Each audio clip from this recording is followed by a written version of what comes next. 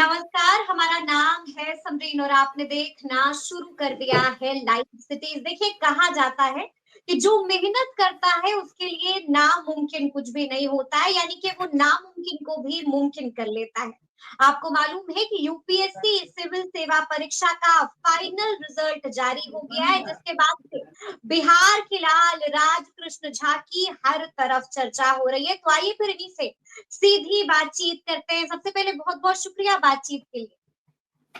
बहुत-बहुत शुक्रिया मैम आपके इनविटेशन के लिए। जी, सबसे पहले तो खूब बधाई आपको। रैंक 8 है आपका, क्या कहिएगा? शायद पिछले 5 साल की मेहनत रंग लाई और भगवान की कृपा से अभी 8 रैंक ला पाए। So I am thankful to हुँ, एवरीवन जिन्होंने मुझे इस जर्नी में हेल्प किया। हुँ। तो सबसे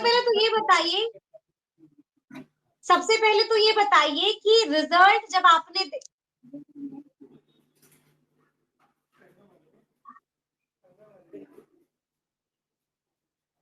हुँ, हेलो, यस मैम। जी। सबसे पहले तो आप ये बताइए कि जब आपने रिजल्ट देखा, तो सबसे पहला रिएक्शन क्या था? क्या एक्सपेक्टेड था कि आप रैंक 8 होल्ड करिएगा? क्या ऐसी कोई एक्सपेक्टेशन थी आपको पहले से? जी, मेरा एक्सपेक्टेशंस था कि मैं इस एग्ज़ाम को क्लियर कर पाऊँगा इस साल, लेकिन रैंक हुँ, क्योंकि ये बहुत ही अनसर्टेन पेपर है, बहुत ही अनसर्टेन एग्ज़ाम है, तो ऐसा हुँ, एक्सपेक्टेशंस नहीं था कि ये रैंक आएगी। मेरा इतना ही हुँ। एक्सपेक्टेशंस था कि एग्ज़ाम हो सके तो शायद इस बार क्लियर हो जाए। अच्छा, कौन-सा अटेम्प्ट था ये आपका राज? ये मेरा 5वाँ अटेम्प्ट था मैम। 5वां अटेम्प्ट था, हाँ मैम। यानी कि आपने हिम्मत नहीं हारी थी, कोशिश आप लगातार कर रहे थे। तो हम आपसे हाँ मैम। ये भी जानना चाहेंगे कि वो कौन-सी चीज़ थी, जिसने आपको हिम्मत दी कि आप जो है इस जज़्बे को छोड़िए नहीं और इसके लिए लगातार लगे रहिए? क्योंकि कई बार जब हार मिलती है, जब फेलियर मिलता है, तो लोग अपने डायरेक्शन चेंज कर लेते हैं। लेकिन आप मुस्तैदी के साथ, इस लगन के साथ लगे रहे। ये हिम्मत, ये जुनून, ये जज़्बा कहाँ से आया? मैम सबसे पहले तो परिवार का बहुत बड़ा रोल होता है। मेरे बड़ी बहन है ज्योति झा, उनके मेरे जीजाजी हैं अमित झा और मेरे बड़े भाई हैं। तो इन सब से कॉल करने से जब भी एग्ज़ाम के रिज़ल्ट अच्छे नहीं आते थे, उन सब से प्रेरणा मिलती थी, उन सब से मोटिवेशंस मिलता था और कभी-कभार रिज़ल्ट अच्छा नहीं आया तो कोई कंधा भी चाहिए अपना दुःख हुँ, बताने के लिए। तो ये भी मेरे फैमिली मेंबर्स के थ्रू मुझे मिला, तो हुँ। जिसके कारण आप उठ पाए, मतलब मैं उठ पाया और ये रिज़ल्ट हासिल कर पाया। तो मेरे लिए तो फैमिली ही को मैं श्रेय दूँगा अपना। तो सबसे पहले रिज़ल्ट किसको बताया था? माताजी को बताया, पिताजी को बताया, बहन को बताया, किसी दोस्त को बताया? सबसे पहले किसको बताया? मैम मैं एक्चुअली एक वर्किंग प्रोफ़ेशनल हूँ, तो रिज़ल्ट जैसे ही आया, तो मैं अपने ऑफ़िस एक गैदरिंग में था और जैसे ही रिज़ल्ट आया, तो मैं अपने मेरे जो सीनियर्स हैं, उनको दिखाया कि चेक करें कि ये हुँ, मेरा ही नाम है या नहीं है अच्छा। और बिकॉज़ एक्सपेक्टेड ऐसे नो वन एक्सपेक्ट्स कि अ, इतना सर्टेनिटी से तो नो वन माइट एक्सपेक्ट। तो उसके बाद हुँ, मैंने अपने फादर को कॉल किया ma'am and I hmm, thanked hmm, him because उनके जो डायरेक्शंस थे उसी के कारण मैं यहाँ तक पहुँच पाया। तो my hmm. Parents I called them first ma'am. तो क्या कहा पिताजी ने? माताजी ने क्या कहा? सब रोने लगे होंगे। मेरी माँ रोने लग गई, वो थोड़ी रूरल बैकग्राउंड हुँ, से हुँ, हैं, तो उनको उनकी आँखों में बहुत ही आँसू आने आ गए और मेरे फादर ही वाज़ वो नॉर्मल थे और उन्होंने हुँ, हुँ। बोला बहुत बढ़िया बेटा और वो बहुत बहुत खुश थे। बढ़िया बेटा। ये सुनकर ही कितना अच्छा लगा होगा। जब आप बोल रहे हैं तो वो खुशी आपके चेहरे पर दिख रही है राज। तो हम आपसे थोड़ा-सा जानना चाहेंगे कि राज कृष्ण झा हैं कौन? थोड़ा-सा अपने बारे में भी बताइए। मैडम मैं अत्री गाँव है बिहार में हाँ, हाँ। जो जिला सीतामढ़ी में और थाना रून्नी हुँ, सैदपुर वहाँ से बिलॉन्ग करता हूँ। मैंने 12वीं की पढ़ाई बिहार बोर्ड से की है लंगट सिंह कॉलेज से हुँ, हुँ। और उसके बाद मैंने बीटेक किया है मोतीलाल नेहरू राष्ट्रीय प्रौद्योगिकी संस्थान MNNIT इलाहाबाद प्रयागराज से। और मैं 2018 से हिंदुस्तान पेट्रोलियम कॉर्पोरेशन लिमिटेड में कार्यरत हूँ। पिछले 7 साल हम्म। से मैं यहाँ पे कोल्हापुर में सिटी गैस डिस्ट्रीब्यूशन प्रोजेक्ट में काम कर रहा हूँ। पिताजी क्या करते थे, माताजी क्या करती थी, बचपन कैसे बीता, 1 से 10वीं तक पढ़ाई कहाँ की? मैम मेरे पिता प्राइवेट स्कूल में टीचर थे। उन्होंने अच्छा। हाल ही में अपना जॉब छोड़ा है। हम्म। और मैंने 1 से 10वीं की पढ़ाई नेपाल में की है।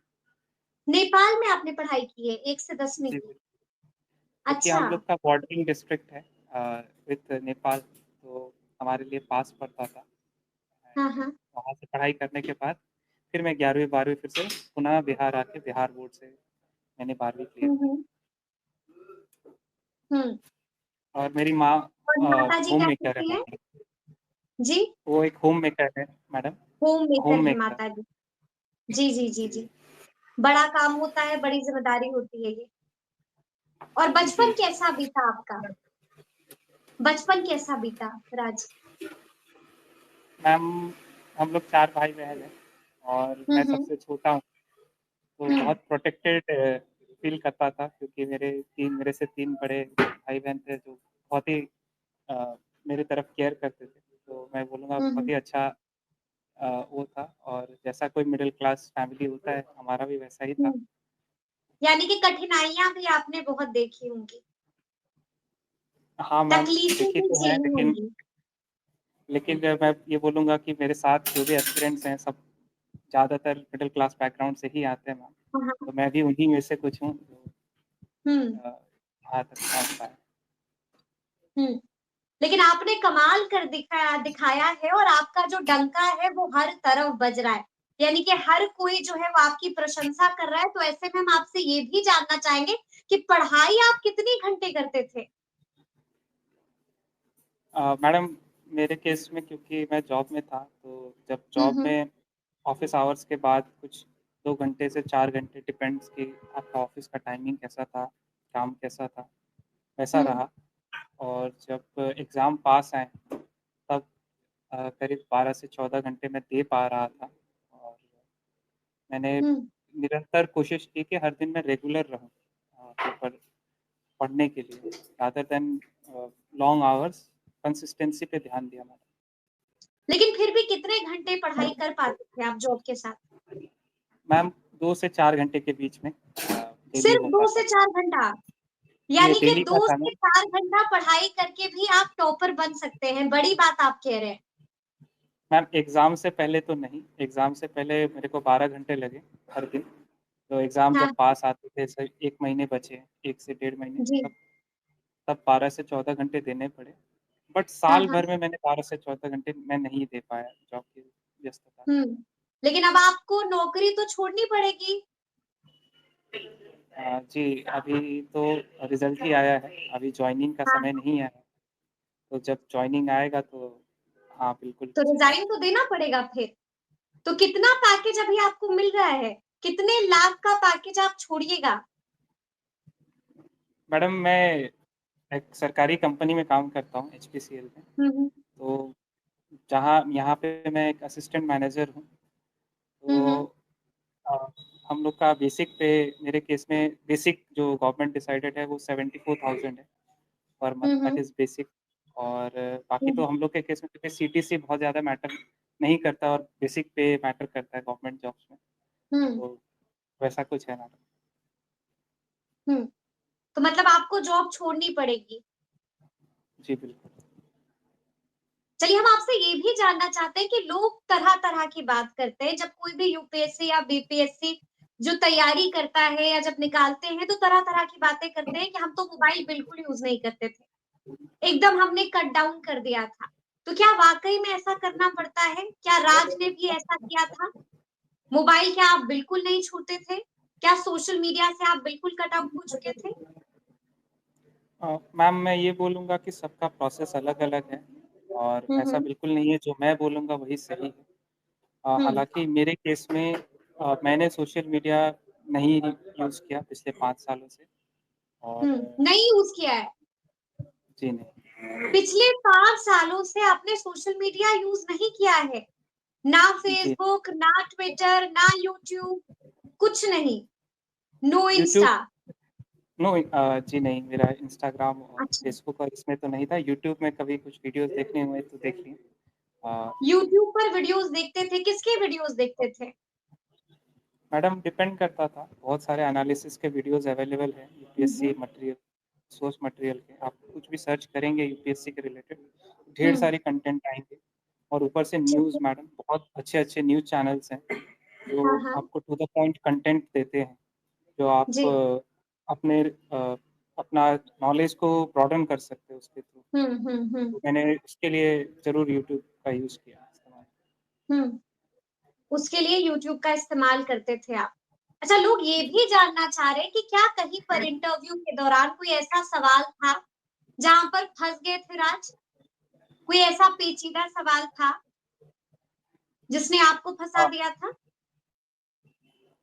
मैडम इंटरव्यू के टाइम पे जैसा दिखाया जाता है मेरे केस में वैसा तो नहीं था, it was more of a discussion ma'am और ओके। मेरे बोर्ड मेंबर्स काफ़ी कोर्डियल थे।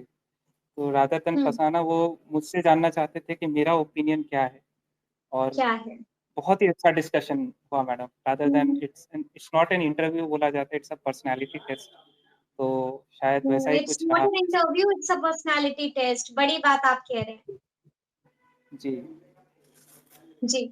तो अच्छा, थोड़ा-सा ये भी बताइए कि नोट्स कैसे बनाते हैं?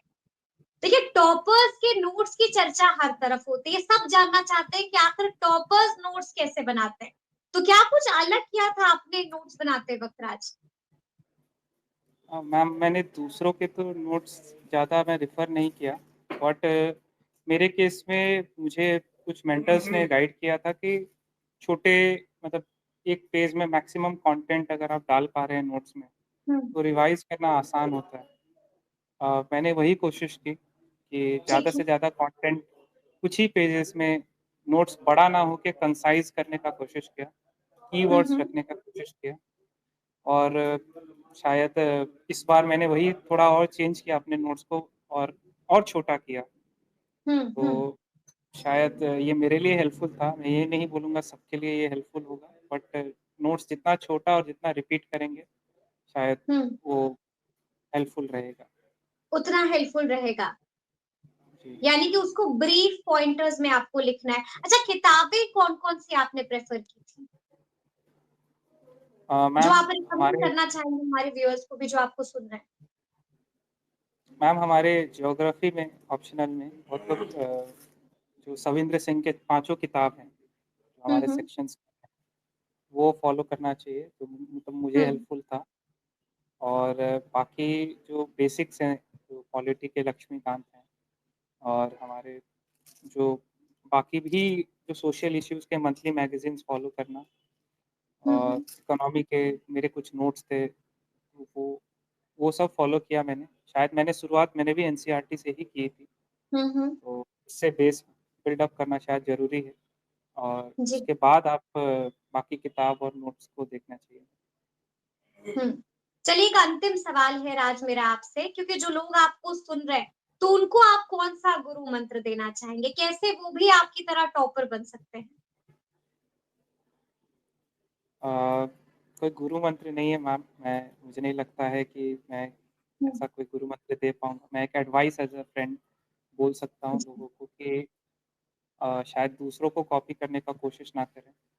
जो आप अपने आप को पहचानें कि आप किस चीज़ में, जिस क्षेत्र में अच्छे हैं, जिस जिस तरीके से आप आंसर लिख सकते हो बेटर तरीके से, हुँ, उसी तरीके को फ़ॉलो कीजिए, उसी में बेस्ट बनिए रादर देन जो आप हर किसी दिन दूसरे टॉपर का आंसर शीट आएगा, आपको लगेगा उसकी तरह लिखना है। शायद अपना यूनिकनेस शायद बना के रखना बेटर रहेगा। अपना यूनिकनेस बना के रखिए। चलिए, बहुत-बहुत शुक्रिया बातचीत के लिए Raj. Thank you very much ma'am. जी, तो सुना आपने कि राज कृष्ण झा ने क्या कुछ कहा है। देखिए, बड़ी बात कह दी है और साफ-साफ कह दिया है कि खुद के यूनिकनेस को आप बना के रखिए और दूसरों को कॉपी हरगिज़ नहीं कीजिए। तो फिर ये पूरी बातचीत आपको कैसी लगी है, कमेंट करके हमें ज़रूर बताइएगा। तो ऐसे तमाम अपडेट्स के लिए बिल्कुल ऐसे ही हमारे साथ बने रहिएगा और देखते रहिएगा लाइव सिटी।